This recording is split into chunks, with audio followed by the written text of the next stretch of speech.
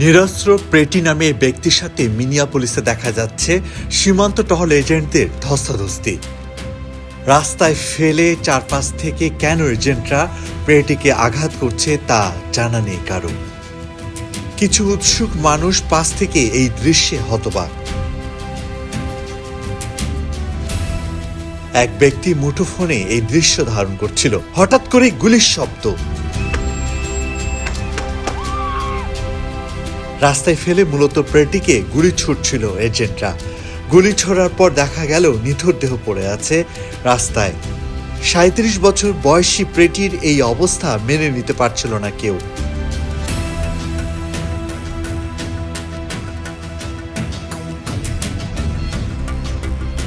চারপাশ তখন নিস্তব্ধ। এমন দৃশ্যে চিৎকার করতে দেখা গেল কয়েকজনকে।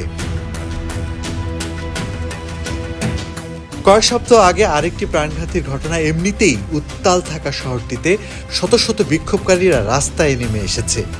সীমান্ত টহল এজেন্টদের গুলিতে এক ব্যক্তি নিহত হওয়ার পর মিনিয়াপলিসে ন্যাশনাল গার্ড সক্রিয় করা হয়েছে।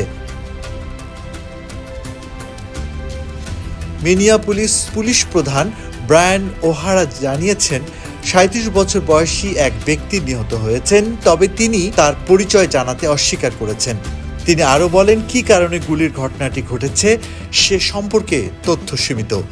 নিহত ব্যক্তিকে তার বাবা মা অ্যালিস জেফ্রি প্রেটি হিসেবে শনাক্ত করেছেন, যিনি একজন নিবিড় পরিচর্যা কেন্দ্রের নার্স ছিলেন। ফেডারেল কর্মকর্তারা জানিয়েছেন যে কর্মকর্তা প্রেটিকে গুলি করেছেন তিনি সীমান্ত টহল বাহিনীর ৮ বছরের অভিজ্ঞ একজন সদস্য। এই গুলির ঘটনাটি এমন এক সময় ঘটেছে যখন টুইন সিটিজে ৭ জানুয়ারি ৩৭ বছর বয়সী রেনে গুডের গুলিবদ্ধ হয়ে নিহত হওয়ার পর থেকে ব্যাপক বিক্ষোভ চলছে।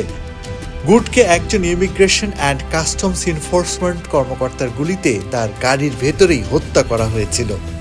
গুডকে যেখানে গুলি করা হয়েছিল সেখান থেকে মাত্র ১ মাইলে কিছু দূরে প্রেটিকে হত্যা করা হলো। Arifur Rahman, time television, new York.